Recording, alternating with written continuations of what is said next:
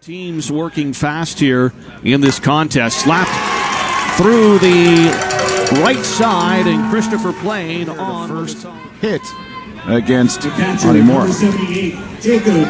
Jacob Donaldson stepping into the box now. So the bunt to third base, right to the third baseman. They'll try to turn two, but they only get the one batter turn to bunt.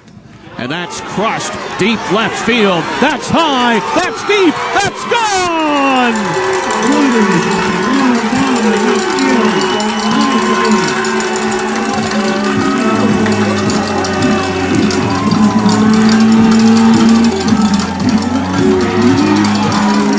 Jeremy Waters changes the complexion of this ball game with one swing.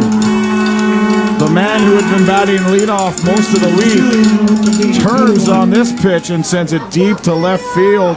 A rise ball that falls well beyond the fence by about 30 feet.